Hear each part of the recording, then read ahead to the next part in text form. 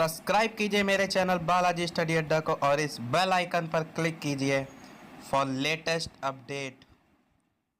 Welcome to Balaji Study Adda. नमस्कार दोस्तों, Balaji study अड्डा में आपका स्वागत है। जैसे कि फ्रेंड्स हम बीटीसी डीएलएड सेकंड सेमेस्टर का जो कोर्स है उसके इम्पॉर्टेंट अति लघु की बात कर रहे हैं। तो इससे पहले वाले वीडियो में हमने इंग्लिश के इम्पॉर्टेंट अति लघु की बात की थी, जिसका हमने थर्ड पार्ट जो है वो बनाया था। अगर वो आपने हमारा वीडियो नहीं देखा है तो साइड में जो आई बटन है उस पर क्लिक करके आप वो देख सकते हैं। आज के वीडियो में हम बात करेंगे फ्रेंड्स हिंदी के वन लाइनर या कह सकते हैं अति लघु उत्तरीय प्रश्न, जो कि बीटीसी डीएलएड सेकंड सेमेस्टर के कोर्स के साथ साथ अदर कॉम्पिटेटिव लेवल जैसे कि टेट है या कह सकते हैं सी टेट है, इन सभी एग्जाम के प्रोस्पेक्टस से भी इम्पॉर्टेंट है। तो आज के वीडियो में हम लगभग 40 प्लस क्वेश्चंस की जो है वो बात करेंगे। तो चलिए फ्रेंड्स शुरू करते हैं। तो पहला हमारा क्वेश्चन है कि बालकों को कहानी पसंद होने का क्या कारण है। तो फ्रेंड्स हिंदी गद्य में सर्वाधिक अंश जो होता है वो कहानी का होता है, आप सभी जानते हैं। गद्य क्या होता है फ्रेंड्स, जिसमें कहानी होती है। पद्य क्या होता है, जिसमें कविताएं होती हैं। तो कहानियों में घटनाओं का जो है वो सजीव चित्रण होता है। यही कारण होता है कि बालकों को जो है वो कहानी अधिक पसंद आती है। सजीव चित्रण का कहने का तात्पर्य हमारा ये है कि जब हम किसी कहानी को जो है वो डिस्क्राइब करते हैं तो वो ऐसा प्रतीत होता है कि वो सामने ही जो है वो घटना घटित हो रही है। तो इस कारण जो है बच्चों को जब कोई प्रकार की कहानी सुनाई जा रही है, जैसे कि कछुआ खरगोश की, तो उन्हें जो है उसका एक सजीव चित्रण देखने को मिलता है, जो उनके पसंद आने का एक रीजन होता है। अगला क्वेश्चन है हमारा कि कहानीकार का प्रमुख कौशल क्या होना चाहिए। तो फ्रेंड्स कहानी में जो है वो कौतूहल तथा जिज्ञासा बनाए रखना जो होता है वो कहानीकार का कौशल होता है। जैसे कि आप खुद से सोच के देखिए, अगर कोई कहानी जो है वो सुना रहा है और उसमें आपको इंटरेस्ट ही नहीं आ रहा है या जिज्ञासा आपके अंदर उत्पन्न नहीं हो रही है कि अब आगे क्या होगा, तो आपको जो है उस कहानी में मजा ही नहीं आएगा। तो जो कहानीकार होता है, चाहे वो लिखने वाला हो चाहे वो सुनाने वाला हो, उसका प्रमुख स्किल या कह सकते हैं प्रमुख कौशल जो है उसके अंदर ये होना चाहिए वो कितनी बेटर तरीके से उसको सुनाए कि सुनने वाला जो है उसके अंदर कौतूहल तथा जिज्ञासा जो है वो उत्पन्न हो। अगला क्वेश्चन है कि कहानी का महत्व बताइए। तो फ्रेंड्स कहानी से जो है वो ज्ञान की भी वृद्धि होती है, क्योंकि कहानी के माध्यम से हम बहुत से नए शब्दों का ज्ञान होता है, बहुत से जो है नए मुहावरों, लोकोक्तियों, सामासिक पद, इन सब की भी जानकारी हमें प्राप्त होती है। कल्पना शक्ति का विकास होता है, क्योंकि कहानी के माध्यम से हम डिफरेंट चीज़ें के बारे में सुनते हैं, जिससे जो हमारा मेंटल लेवल होता है वो स्वतः ही बढ़ जाता है। और सर्वांगीण विकास होता है। कहानी जो है वो एक मनोरंजन का एक साफ सुथरा साधन के रूप में भी जाना जाता है। चलिए पढ़ते हैं अगले प्रश्न की तरफ। अगला क्वेश्चन हमारा कह रहा है कि लोक कथा से क्या लाभ हो सकता है।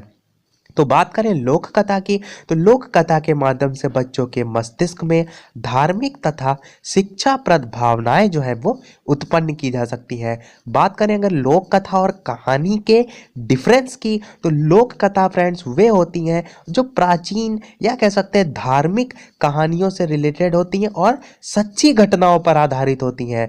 पर अगर बात करें कहानियों की, तो ये जो है वो अधिकतर काल्पनिक जो हमारी क्षमता होती है या हमारी जो विभिन्न प्रकार की काल्पनिक भावनाओं पर आधारित होती है वो कहानी होती है। तो ये लोक कथा और कहानी में अंतर होता है। इसकी बात हम ऑलरेडी जो प्रीवियस सेट हमने सॉल्व करा है उसमें बात कर चुके हैं। अगला क्वेश्चन है कि मौखिक शिक्षण जो है वो कितने प्रकार का होता है। तो ये जो है फ्रेंड्स वो 2 प्रकार का होता है। अगला क्वेश्चन है फ्रेंड्स कि ध्वनि कितने प्रकार की होती है। तो ध्वनि जो है वो भी 2 प्रकार की होती है। अगला क्वेश्चन है कि शब्द किसे कहते हैं। तो अपने भावों को जो है दूसरों तक प्रसारित करने के लिए जो हम ध्वनि प्रतीकों का उपयोग करते हैं, इन ध्वनि प्रतीकों को और इन ध्वनियों के मेल को ही जो है वो शब्द कहते हैं। क्योंकि हम कोई भी अपने मन की भावना है या जो भी हम कुछ कहना चाह रहे हैं उसको बोलने के लिए, उसको उच्चारण करने के लिए एक ध्वनि का रूप लेते हैं या हम ध्वनि के माध्यम से ही जो है वो बोलते हैं। पर जो ध्वनि निकल रही है हमारे मुंह से वो एक शब्द के रूप में, एक वाक्य के रूप में निकलती है, वही जो है हमारी शब्द होती है। सिंपल सी भाषा में हम कह सकते हैं कि ध्वनियों के मेल को जो है वो शब्द कहते हैं। अगला क्वेश्चन हमारा कह रहा है कि गतिविधियों पर आधारित शिक्षण से क्या आशय है। तो गतिविधियों पर आधारित शिक्षण जो होता है फ्रेंड्स वो बच्चों में एक तो जिज्ञासा उत्पन्न करता है, उसके साथ साथ क्रियात्मक क्षमता उत्पन्न करता है, सृजनात्मक क्षमता उत्पन्न करता है। तो कह सकते हैं कि जो शिक्षण प्राप्त होता है गतिविधियों के माध्यम से वो सहजता या कह सकते हैं आसानी से और उसके साथ साथ स्थायी हो जाता है। मतलब अगर आपने कोई गतिविधियों के माध्यम से कोई चीज़ सीख ली तो वो आपके दिमाग में जो है वो परमानेंट रूप से जो है वो छप जाती है। तो शिक्षण कार्य में वही विधि उपयोगी मानी जाती है जिसमें शिक्षण व विद्यार्थी दोनों ही क्रियाशील है और दोनों की क्रियाशीलता ही जो है वो अधिगम की जो सफलता है उसको प्रभावी बनाता है। अधिगम क्या होता है? किसी चीज को सीखना। चलिए बढ़ते हैं अगले प्रश्न की तरफ कि विद्यार्थियों की गतिविधि का मूल्यांकन जो है वो किस प्रकार किया जा सकता है। तो विद्यार्थी की गतिविधि का जो मूल्यांकन है फ्रेंड्स वो बाल सभा, विद्यालय की पत्रिका, वाद विवाद प्रतियोगिता, अंताक्षरी प्रतियोगिता, वार्षिक उत्सव जो होते हैं तथा अन्य समारोह की भागीदारी व उपलब्धता द्वारा मूल्यांकन किया जा सकता है। क्योंकि विभिन्न प्रकार की जो क्रियाकलाप या विभिन्न प्रकार के जो कंपटीशन होते हैं वो बच्चों में जो है उनका मेंटल जो लेवल होता है उसको भी डेवलप करते हैं। उसके साथ साथ उसके माध्यम से यानी कि जो विभिन्न प्रकार के कंपटीशन कराए जा रहे हैं उसके माध्यम से जो है हम बच्चों का जो है वो आकलन भी कर सकते हैं कि किस बच्चे में जो है वो कितनी क्षमता है। चलिए बढ़ते हैं फ्रेंड्स अगले प्रश्न की तरफ। अगला क्वेश्चन हमारा कह रहा है कि गद्य एवं पद्य में जो है वो अंतर बताइए। तो अभी हमने फ्रेंड्स आपको बताया कि पद्य जो होता है वो कविताएं होती हैं, गद्य जो होता है वो कहानी निबंध इस टाइप की जो लेसन होते हैं वो होते हैं। तो यही दोनों में साफ और सिंपल सा अंतर होता है। बात करें पॉइंट्स की तो पद्य में जो है वो गति व लय की विशेष भूमिका होती है। कोई भी अगर आप कविता देखें वो वीर रस में लिखी है, करुण रस में लिखी है तो उसमें एक लय होता है। तो उस आधार पर हम कह सकते हैं कि पद्य में गति व लय की विशेष भूमिका होती है। जबकि गद्य की बात करें तो उसमें लय का कोई उपयोग नहीं होता है क्योंकि एक पैराग्राफ जो है वो सिंपल सा जो है वो लिखा रहता है तो उसमें किसी भी प्रकार की लय की कोई उपयोगिता नहीं होती है। आगे बात करें तो पद्य की जो रचना होती है वो छंदबद्ध अथवा छंद युक्त होती है। कोई भी जो कविता है वो आपने देखा होगा उसमें कहीं कुंडलिया छंद है, कोई सवैया छंद है या चौपाई या कोई भी प्रकार का जो है वो छंदबद्ध होती है या कह सकते हैं छंद युक्त होती है। जबकि गद्य यानी कि कोई पाठ होता है उसमें जो है छंद का कोई भी उपयोग नहीं होता है। तो ये कह सकते हैं हमारे इन दोनों में अंतर होता है। चलिए बढ़ते हैं अगला क्वेश्चन है कि गद्य का अर्थ बताइए। तो जिस रचना में जो छंद शास्त्र के गढ़ तथा मात्राओं के जो बंधन होते हैं वो नहीं होते हैं वे जो है वो गद्य कहलाते हैं। इसके साथ साथ अगर आप और लिखना चाहें तो जो मैंने आपको बताया कि गद्य में जो है विभिन्न प्रकार के निबंध, विभिन्न प्रकार की कहानियां ये सब जो है वो आ जाते हैं। अगला क्वेश्चन है फ्रेंड्स हमारा कि सूक्ष्म पाठ के उद्देश्य बताइए। तो उद्देश्य की बात करें तो पहला हो जाएगा कि वाक्यों की रचना में व्याकरण के ज्ञान का पूर्ण उपयोग हो जाता है। बात करें दूसरे की तो शब्द ज्ञान कोश में वृद्धि भी होती है। और बात करें तीसरे की तो मुहावरों, लोकोक्तियों, सूक्तियों इत्यादि का ज्ञान भी हो जाता है।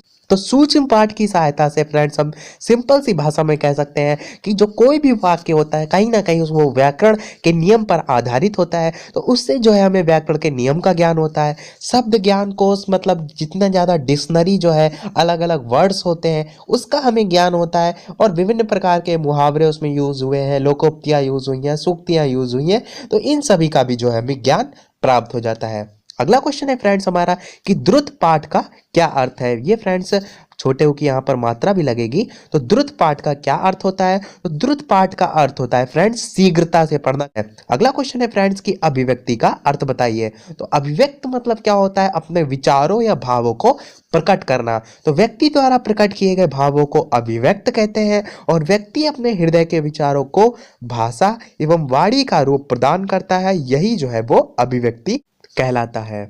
चलिए बढ़ते हैं अगले प्रश्न की तरफ कि प्रोफेसर रमन बिहारी लाल ने मौखिक अभिव्यक्ति को किस प्रकार परिभाषित किया है। तो बात करें रमन बिहारी लाल के अनुसार तो मानव अपने हृदय के भाव प्रकट करने के लिए जिस ध्वन्यात्मक संकेत साधन का प्रयोग करता है उसे उसकी मौखिक अभिव्यक्ति कहते हैं। ये जो है वो रमन बिहारी लाल के अनुसार डेफिनेशन है।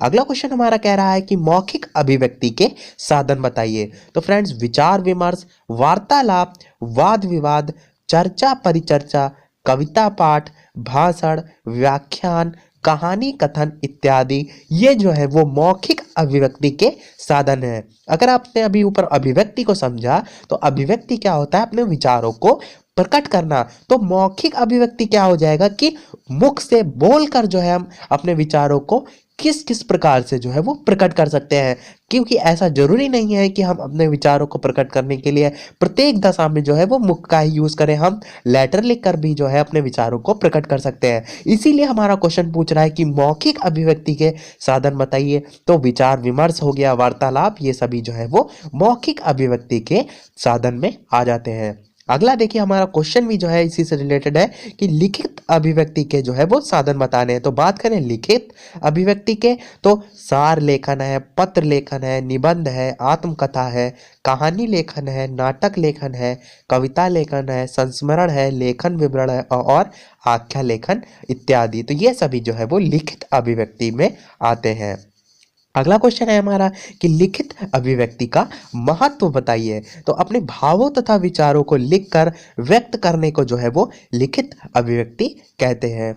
मानवीय विचारों की अभिव्यक्ति स्थायी रहे, मतलब जो भी हमने अपने अंदर विचार प्रकट किए या हमारे अंदर जो भी भाव या विचार उत्पन्न हुए और हमने उसको लिख दिया, तो क्या हुआ, वो हमेशा के लिए सुरक्षित हो गए। क्योंकि बहुत सी चीजें हमारे दिमाग में आती है और आ जाई साल बाद जो है हम उसको भूल गए, पर अगर हमने उसको एक पुस्तक का रूप दे दिया तो वो जो है वो चिरकाल तक, क्या या कह सकते हैं अनंत काल तक जो है वो हमारे विचार दूसरों तक भी पहुंच रहे हैं और सुरक्षित भी रह रहे हैं तथा अन्य व्यक्ति जो है उसका अध्ययन कर सके। इसलिए लिखित अभिव्यक्ति जो है वो अत्यंत महत्वपूर्ण होता है।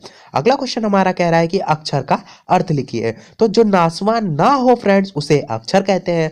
क्षर का अर्थ जो है वो नाश होना होता है तथा आ का अर्थ होता है नहीं। तो किसी भी अक्षर का जो है वो नाश नहीं होता है। अक्षर मिलकर जो है वो शब्द का रूप लेते हैं। चलिए बढ़ते हैं अगले प्रश्न की तरफ। अगला क्वेश्चन है फ्रेंड्स हमारा कि वर्ण किसे कहते हैं। तो अक्षर समूह का दूसरा नाम जो है वो वर्ण है। वर्ण जो है वो अक्षर समूह के दो वर्गों में विभक्त है, एक स्वर और दूसरा व्यंजन। अगला क्वेश्चन हमारा है कि शब्द की व्याख्या कीजिए। तो व्यक्ति के विचारों के प्रतीक के रूप में उच्चारित की जाने वाली ध्वनियों के समूहों तथा संकेतों को जो है शब्द कहते हैं। तो ये चीज हमने अभी जानी कि जो ध्वनियां होती है उसके जो समूह है या जो भी हम अपने भाव विचारों को प्रकट कर रहे हैं, तो उसका जो एक समूह होता है उसी को जो है शब्द या संकेतों को जो है वो शब्द कहा जाता है। अगला क्वेश्चन हमारा कह रहा है कि शब्द जो है वो कितने प्रकार के होते हैं। तो शब्द जो है वो दो प्रकार के होते हैं, एक होता है ध्वन्यात्मक शब्द और दूसरा होता है वर्णनात्मक शब्द। अगला क्वेश्चन देखते हैं कि वाक्य जो है वो कितने प्रकार के होते हैं। तो वाक्य जो है फ्रेंड्स वो तीन प्रकार के होते हैं, एक होता है सरल वाक्य, दूसरा होता है मिश्रित वाक्य और तीसरा होता है संयुक्त वाक्य। अब जो है फ्रेंड थोड़ा सा इन तीनों के बारे में भी जान लेते हैं, क्योंकि इससे रिलेटेड जो है वो काफ़ी क्वेश्चंस जो है वो बनते भी हैं। तो बात करते हैं सबसे पहले सरल वाक्य की। तो सरल वाक्य जो है इसको इंग्लिश में सिंपल सेंटेंस कहते हैं। तो जिन वाक्यों में केवल एक ही उद्देश्य और एक ही विधेय होता है फ्रेंड्स, उन्हें सरल वाक्य या साधारण वाक्य कहते हैं। सरल वाक्य जो होते हैं फ्रेंड्स उसमें एक ही समापिका भी क्रिया होती है। समापिका क्रिया की बात करें तो जैसे करता है, किया, करेगा आदि ये सब होती है वो समापिका क्रिया होती है।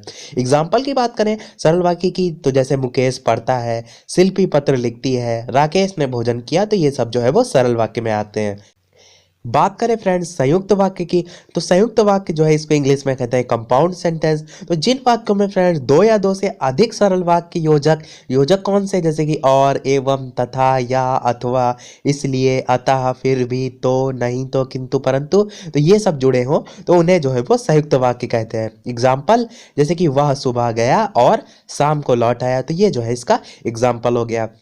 अब बात करें फ्रेंड्स मिश्रित वाक्य की, तो मिश्रित वाक्य को मिश्र वाक्य भी कहते हैं और इंग्लिश में जो है उसे कॉम्प्लेक्स सेंटेंस कहते हैं। तो जिन वाक्यों में फ्रेंड्स एक प्रधान मुख्य या उपवाक्य हो और दूसरा जो है वो आश्रित या कह सकते हैं जिसको हम सेकेंडरी या हिंदी में गौड़ कहते हैं, तो वो दूसरा जो है वो गौड़ उपवाक्य हो। वो आपस में किससे जुड़े हो, कि या जो, क्योंकि, जितना उतना, जैसा वैसा, या जब तब, जहां वहां, जिधर उधर, अगर, आदि, यद्यपि, तथापि, इन सब से जुड़े हो तो उसे जो है हम मिश्रित वाक्य जो है वो कहते हैं। बात करें फ्रेंड्स इसके एग्जाम्पल की, तो जैसे एग्जाम्पल हो जाएगा कि मैं जानता हूँ कि तुम्हारे अक्षर अच्छे नहीं बनते हैं। या और एग्जाम्पल की बात करें तो जो लड़का कमरे में बैठा है वह मेरा भाई है। तो ये सब जो है वो इसके एग्जाम्पल हो जाएंगे। या कह सकते हैं यदि परिश्रम करोगे तो उत्तीर्ण हो जाओगे। तो ये सब जो है वो मिश्रित वाक्य के उदाहरण हो जाएंगे। अगला क्वेश्चन देखते हैं कि उपसर्ग का अर्थ बताते हुए कोई 4 उदाहरण भी लिखिए।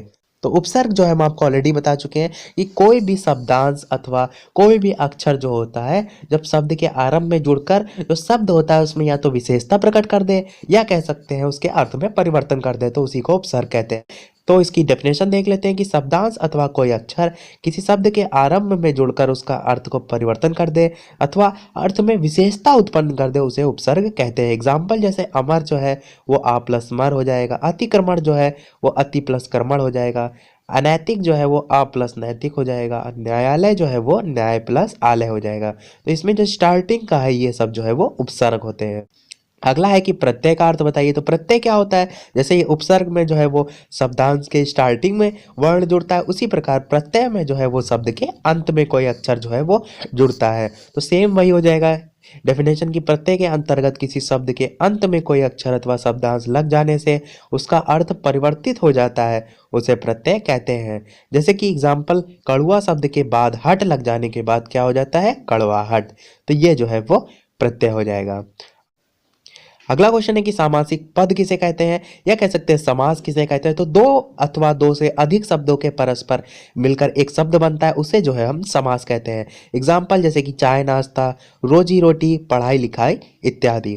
अगला है कि समास कितने प्रकार के होते हैं। तो समास जो है फ्रेंड्स वो 6 प्रकार के होते हैं। अव्ययी भाव समास, तत्पुरुष समास, तत्पुरुष समास के अंतर्गत भी जो है वो विभक्ति के अनुसार जो है वो कैटेगराइज कर रखा है। जैसे कर्ता ने कर्म को करण से संप्रदान के लिए अपादान से अलग, इस प्रकार जो है वो तत्पुरुष समास के अंतर्गत भी डिवीजन होता है। और द्वंद्व समास हो गया, बहुब्रीहि समास हो गया, इसके अलावा जो है वो दिग्गु समास भी होता है और कर्मधारय समास भी होता है। समास पर हम ऑलरेडी ट्रिक से जो है वो बात कर चुके हैं कि ट्रिक से आप कैसे याद कर सकते हैं, कैसे जो है वो पहचान सकते हैं।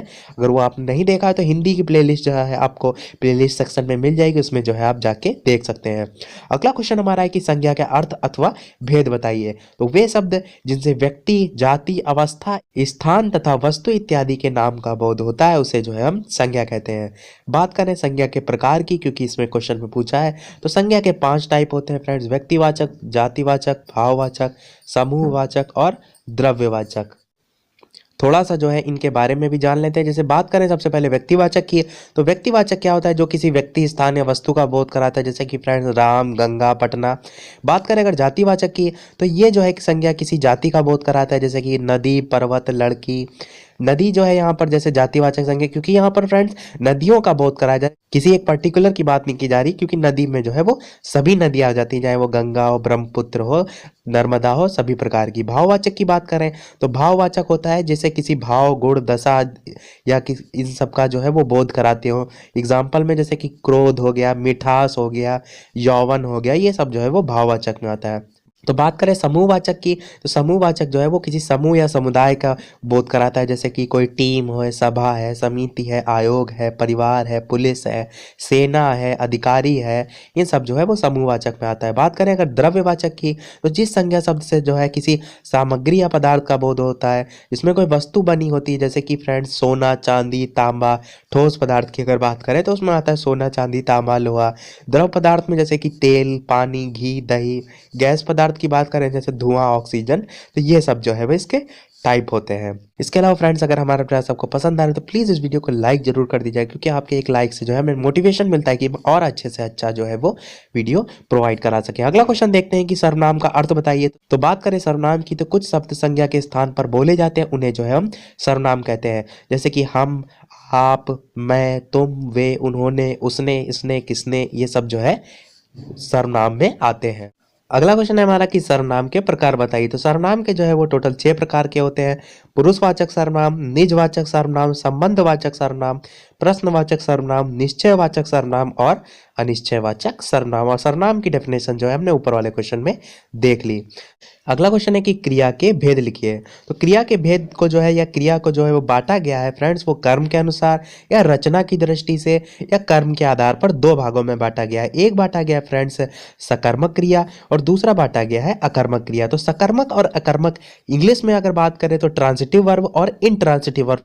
इंग्लिश जो है हम साथ में इसलिए बता देते हैं फ्रेंड्स क्योंकि कुछ लोगों को जो है वो हिंदी में नहीं समझ में आता, इंग्लिश में वो ऑलरेडी पढ़ चुके हैं, तो वो हिंदी के माध्यम से या इंग्लिश को जो है वो जोड़कर जो है वो समझ सके। तो सकर्मक और अकर्मक क्रिया जो है वो क्या होती है इसको भी जान लेते हैं। तो सबसे पहले बात करते हैं सकर्मक क्रिया की। तो सकर्मक क्रिया की बात करें तो इंग्लिश में इसे कहते हैं ट्रांजिटिव वर्ब। डेफिनेशन की बात करें तो जिस क्रिया के साथ कर्म हो, क्योंकि नाम में ही लिखा है फ्रेंड्स सकर्मक, तो कर्म हो या कर्म की संभावना हो तथा जिस क्रिया का जो फल होता है फ्रेंड्स वो कर्म पर पड़ता है, उसे जो है हम सकर्मक क्रिया कहते हैं। एग्जाम्पल से इसको अगर समझे तो राम फल खाता है, तो यहाँ पर जो खाने का कार्य हो रहा है वो क्रिया के साथ फल कर्म है। इसी प्रकार अगर बात करें सीता गीत गाती है, तो गाना जो है वो क्रिया के साथ गीत जो है वो कर्म है। तो यहाँ पर क्रिया और कर्म दोनों ही आ रहे हैं, गाना क्रिया गीत कर्म। तो सीता गीत गाती है, इसमें दोनों ही आ रहा है, तो इसलिए यहाँ पर सकर्मक क्रिया हो गया। बात करें अगर अकर्मक क्रिया की तो इसको कहते हैं इनट्रांजिटिव वर्ब।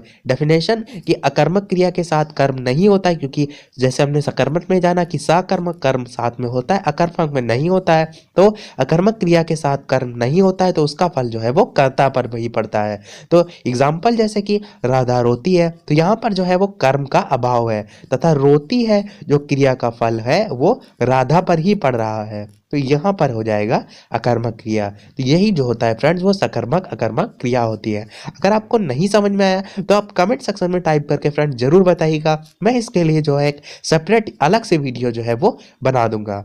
चलिए बढ़ते हैं अगले प्रश्न की तरफ। अगला क्वेश्चन है कि रचना के आधार पर क्रिया के भेद बताइए। तो रचना के आधार पर क्रिया के चार प्रकार होते हैं: प्रेरणा प्रदत्त क्रिया, संयुक्त क्रिया, नाम धातु क्रिया और पूर्वकालिक क्रिया। अगला क्वेश्चन है कि विशेषण की परिभाषा तथा भेद लिखिए। तो बात करें अगर फ्रेंड्स विशेषण की, तो विशेषण को इंग्लिश में कहते हैं एडजेक्टिव। सिंपल सी इसकी डेफिनेशन होती है कि संज्ञा या सर्वनाम की विशेषता बतलाने वाले शब्दों को विशेषण कहते हैं। तो ये हो गई इसकी सिंपल सी डेफिनेशन। बात करें अगर प्रकार की, तो मुख्यतः जो है वो चार प्रकार के होते हैं। कहीं कहीं सार्वनामिक विशेषण भी लिखा रहता है, पर जो मुख्यतः है वो चार प्रकार के ही होते हैं। कौन कौन से? गुणवाचक विशेषण, परिमाणवाचक विशेषण, संख्यावाचक विशेषण और संकेतवाचक विशेषण। जो ये फ्रेंड्स संख्यावाचक विशेषण है, इसको भी जो है वो दो भागों में कैटेगराइज किया जाता है, एक निश्चित संख्यावाचक और एक अनिश्चित संख्यावाचक। निश्चित में कोई निश्चित संख्या होती है जैसे 10 लड़के 20 लड़के, अनिश्चित में क्या होता है कोई निश्चित नहीं होता जैसे कुछ लड़के। तो ये जो होता है वो इसके अंदर कैटेगराइज किया जाता है। काफ़ी बार जो है इससे सेंटेंस जो है वो पहचानने को आता है, इसलिए जो मैंने आपको साथ में इसको बता दिया। चलिए बढ़ते हैं अगले प्रश्न की तरफ कि वचन जो है वो कितने प्रकार के होते हैं। तो वचन की बात करें तो शब्द का वह रूप जिससे उसका एक अथवा अनेक होने का बोध होता है उसे वचन कहते हैं। हिंदी में वचन दो प्रकार के होते हैं, एक वचन और बहुवचन। अगला क्वेश्चन देखते हैं कि लिंग की परिभाषा लिखिए। तो लिंग शब्द का वह रूप होता है जिसके अंतर्गत पुरुष अथवा स्त्री होने का बोध होता है, इसे जो है हम पुल्लिंग अथवा स्त्रीलिंग के नाम से जानते हैं या कहते हैं। अगला क्वेश्चन है कि वाचन के प्रकार लिखिए। फ्रेंड्स ये वचन नहीं वाचन लिखा है, तो ध्यान से इसको समझिएगा। इसमें वाचन समझ के जो है इसमें एक वचन बहुवचन ना लिख दीजिएगा। तो बात करें वाचन की, तो ये दो प्रकार के होते हैं, एक सरस्वर वाचन और दूसरा मौन वाचन। इंग्लिश में जो है सरस्वर वाचन को कहते हैं लाउड और ओरल रीडिंग, जो हम इंग्लिश के वीडियोस में ऑलरेडी आपको बता भी चुके हैं। और बात करें मौन वाचन की, तो इसको कहते हैं साइलेंट रीडिंग, जो हम अपने मन में पढ़ते हैं। तो दोनों के बारे में जो है हम इंग्लिश के टॉपिक में जो है वो कवर कर चुके हैं।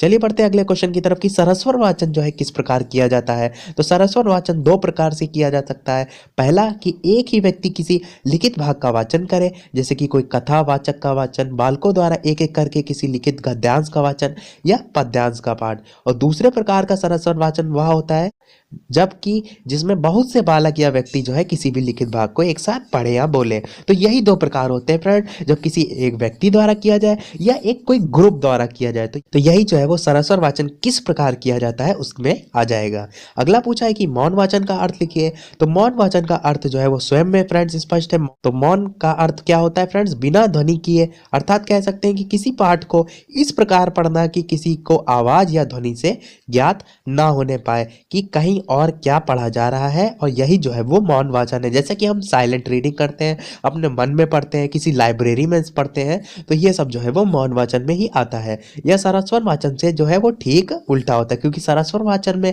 हम लाउड रीडिंग बोल बोल के पढ़ते हैं। तो ये कह सकते हैं कि मौन वाचन जो है वो सरस्वर वाचन का एकदम अपोजिट होता है। अगला क्वेश्चन हमारा है कि वाक्य किसे कहते हैं, वाक्य के कितने अंग होते हैं। तो शब्द को मिलाकर वाक्य बनते हैं, वाक्य द्वारा भाव अथवा विचार प्रकट किए जाते हैं। वाक्य के जो है वो 2 अंग होते हैं, कौन कौन से, उद्देश्य और दूसरा विधेय।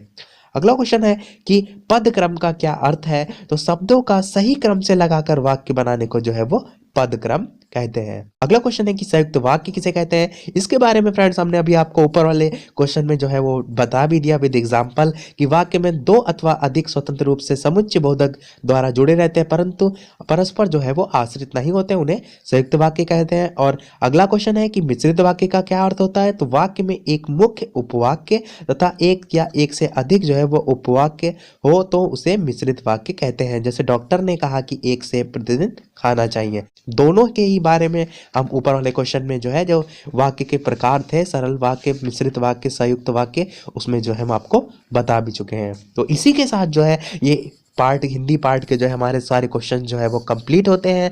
आई होप हमारा प्रयास आपको पसंद आया हो। अगर हमारा प्रयास आपको पसंद आया तो प्लीज़ इस वीडियो को लाइक कीजिए, शेयर कीजिए और हमारे चैनल को सब्सक्राइब कीजिए।